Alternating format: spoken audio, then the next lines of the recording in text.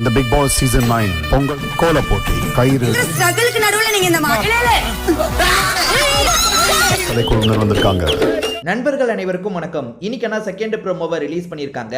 இந்த செகண்ட் ப்ரோமோல என்னெல்லாம் நடந்திருக்கு அப்படின்றத பத்தி தான் இந்த வீடியோல நம்ம பார்க்க போறோம். அதுக்கு முன்னாடி இந்த வீடியோக்கு ஒரு லைக்கை போடுங்க. ரெக்வஸ்டா தான் இந்த விஷயத்தை கேட்குறேன். நீங்க லைக் போட்டீங்கன்னா இந்த வீடியோ பூஸ்ட் ஆகிறதுக்கு ஹெல்ப்ஃபுல்லா இருக்கும். ஸோ பார்க்குறவங்க இன்னும் லைக் போடாம இருக்கீங்கன்னா ஒரு லைக்கை மட்டும் போட்டு கண்டினியூ பண்ணுங்க. இன்னும் நம்ம சேனலை சப்ஸ்கிரைப் பண்ணாம இருக்கீங்கன்னா சப்ஸ்கிரைப் பண்ணி வச்சுக்கோங்க. இப்போ கண்டென்ட்டுக்குள்ள வந்துடலாம். ஆக்சுவலாக ஃபர்ஸ்ட் ப்ரோமோவோட தொடர்ச்சியாக தான் இந்த ப்ரோமோ விட்டுருக்காங்க. இன்னும் 4 நாளில் ஃபைனல்ஸ் வரப்போகுது. 4 நாள் கூட இல்லை, இன்னும் 3 நாளில் ஃபைனல்ஸ் வரப்போகுது. ஸோ அதுக்கு முன்னாடி இப்போ பொங்கல் நடக்கிறதுனால பொங்கல் செலிப்ரேஷன் தான் நடக்க போகுது. 2 போட்டி நடக்க போகுதுன்ற மாதிரி பிக் பாஸ் சொல்றாரு. அதாவது கோலம் போடுற போட்டி, இதை தாண்டி கயிறு இழுப்பாங்க பார்த்தீங்களா, அந்த போட்டி நடக்க போகுதுன்ற மாதிரி சொல்லிட்டாரு. அதாவது 2-3 டீமாக பிரிஞ்சுப்பாங்க போல. ஏன்னா கோலம் வந்து 3 டீமாக பிரிஞ்சு கோலம்லாம் போட்டுட்டு இருக்காங்க. அதே மாதிரி கயிறு இழுக்கிற போட்டியை பொறுத்த வரைக்கும் 2 டீமாக பிரிஞ்சிருக்காங்க போல. கயிறுலாம் இழுத்துட்டு இருக்காங்க. கேரளாவில் இது பண்ணுவாங்கன்னு நினைக்கிறேன். இந்த கயிறு இழுக்கிறது அதிகம் கேரளாவில் நடக்கும். அதாவது தமிழ்நாட்டில் கூட நடக்கும். முக்கியமாக வந்து கேரளாவில் தான் இதுக்கு பேர் ஏதோ ஒன்று சொல்லுவாங்க, தக்ஸ் ஆஃப் ஏதோ சொல்லுவாங்க. அந்த போட்டி மாதிரிலாம் ஜாலியாக பண்ணிட்டு இருக்காங்க. இந்த ப்ரோமோல நம்ம பேசுறதுக்கு பெருசாக எதுவும் கிடையாதுங்க. ஜாலியாக இவங்களுக்குள்ள விளையாடுறதை தான் காமிக்கிறாங்க. பெருசாக எதுவும் நடக்கல. ஸோ இதை தாண்டி ஒரு விஷயத்தை நான் பேசணும்னு நினைக்கிறேன். அதை நீங்கள் பார்த்தீங்களா, நீங்கள் என்ன நினைக்கிறீங்கன்ற உங்களோட கருத்தை சொல்லுங்க. அது என்னன்னா, திரும்பி சாண்ட்ரா வந்திருக்காங்க பார்த்தீங்களா. சாண்ட்ரா வந்து திவ்யா கிட்ட நேற்று பேசி கட்டி பிடிச்சி சமாதானம் ஆயிட்டாங்க. ஓரளவுக்கு சமாதானம் ஆகிறதுக்கான விஷயத்தெல்லாம் பண்ணாங்க. ஏன்னா வந்து பிரஜின் வந்து நான் உன் பேரை சொல்ல மாட்டேன் எப்படி நினைப்பேன்ற மாதிரிலாம் ஃபீலிங்காக பேசினாரு. அதுக்கப்புறம் கட்டி பிடிச்சி ஓரளவுக்கு சமாதானம் ஆயிட்டாங்க. ஆனால் இன்னைக்கு உட்காந்து திவ்யாவை பற்றி 2 பேரும் பேசிட்டு இருக்காங்க. என்னன்னா, சாண்ட்ரா ஏன் காசை எடுக்கலன்றதுக்கு ஒரு காரணத்தை சொல்றாங்க. அவங்க காசை எடுக்கலான்னு மைண்டுக்குள்ள நினைச்சிருக்காங்க போல. அதில் வந்து நல்ல வாயன் சம்பாரிச்சதை நார வாயன் எடுத்துட்டான் அப்படின்ற மாதிரி, அதாவது நார வாயனுக்கு அந்த காசு போயிடுச்சுன்ற மாதிரி ஒரு சாங் வரும் பார்த்தீங்களா. அந்த சாங்கை போடும்போது எல்லாருமே சாண்ட்ராவை மீன் பண்ணுற மாதிரி சொன்னாங்களாம். குறிப்பாக திவ்யா சொன்னாங்களாம், என்னன்னா நாங்கள்லாம் கஷ்டப்பட்டு இந்த காசை சேர்த்துட்டு இருக்கோம், அதை இவங்க தான் தூக்கிட்டு போக போகிறாங்கன்ற மாதிரி இன்டெரக்டாக திவ்யா சொன்னாங்களாம். அப்படிதான் சாண்ட்ரா சொல்றாங்க. அவ இன்டைரக்டா நான் காசை எடுத்துருவேன்ற மாதிரி என்கிட்ட சொன்னா, அதனால தான் நான் காசை எடுக்கக்கூடாதுன்னு வைராக்கியமா இருந்தேன்ற மாதிரி ஹஸ்பண்ட் கிட்ட சொல்லிட்டு இருக்காங்க. அப்படியான்ற மாதிரி இவரும் கேட்டுட்டு இருக்காரு. ஸோ என்னன்னா, பிரஜினுமே சரி நிறைய மாற்றி நடந்துக்கிறாரு. யோசிச்சு பாருங்களேன்.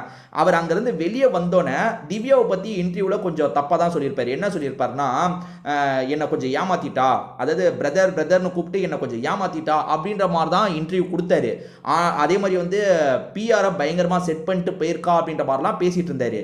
ஆனால் திவ்யாவுக்கு சப்போர்ட் அதிகமாக இருக்குன்னு தெரிஞ்சோன்னா பிரஜினுக்கு பயம் வந்துருச்சு. என்னடா திவ்யாவுக்கு இவ்வளோ பேர் சப்போர்ட் பண்ணுறாங்க, நம்ம ஒய்ஃபை போட்டு இவ்வளோ அடிச்சிட்டு இருக்காங்களே, நம்ம எப்படி பார்த்தாலும் ஒய்ஃபு பக்கம் தான் நிற்கணுன்றதுக்காக அப்படியே இன்டர்வியூலேயே கொஞ்சம் கொஞ்சமாக மாற ஆரம்பிச்சாரு. திவ்யாவை எனக்கு பிடிக்கும், அப்படி பிடிக்கும், இப்படி பிடிக்கும்னு மாறினாரு.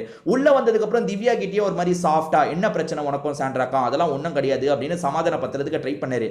ஆனால் திவ்யா கிட்ட சாலிடாக பாயிண்ட் இருக்கு. சாண்ட்ராவை எதிர்க்கிறதுக்கு பாயிண்ட் இருக்கு. ஏன்னா சாண்ட்ரா வந்து அந்த பிரிஞ்சு போனதுக்கப்புறம் தேவையில்லாமல் நிறைய திவ்யாவை பற்றி பேசினாங்க. திவ்யா வந்து தப்பா எதுவுமே சொல்ல. சாண்ட்ரா என்கிட்ட பேசாம இருக்காங்கன்னு ஃபீலிங்கா மற்றவங்க கிட்ட புலம்பிருப்பாங்களே தவிர சாண்ட்ராவை பத்தி தப்பா எதுவுமே சொல்ல. ஆனா சாண்ட்ரா நிறைய தப்பா பேசி வச்சிட்டாங்க.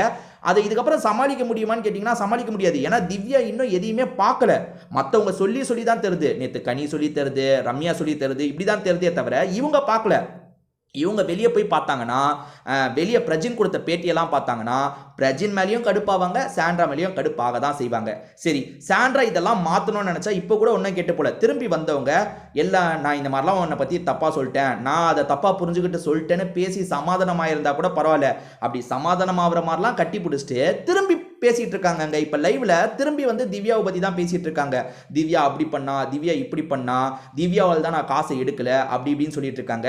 இதை தாண்டி பிரஜின் ஒரு உருட்டிட்டு இருக்காரு. அது என்னன்னா, நான் வெளியே போய் 10 படம் சைன் பண்ணிட்டேன்றாரு. 10 பெரிய ப்ராஜெக்டை சைன் பண்ணிட்டேன். அதே மாதிரி சாண்ட்ரா என்ன சொல்றாங்கன்னா, இந்த 18 லட்சம் எனக்கு விஷயமே இல்லைன்னு, ஏன்னா இவர் இப்போ நல்ல நிலைமைக்கு வந்துட்டாரு, நான் இதுக்காக தான் ட்ரை பண்ணேன்ற மாதிரி திவாகர் கிட்ட சொல்லிட்டு இருக்காங்க. எங்க 10 ப்ராஜெக்ட் கூட அவர் சைன் பண்ணியிருக்கலாங்க. நமக்கு தெரியல, 10 ப்ராஜெக்ட் கூட சைன் பண்ணியிருக்கலாம். ஆனால் அது எல்லாமே உப்மா கம்பெனி ப்ராஜெக்டா இருக்கும்.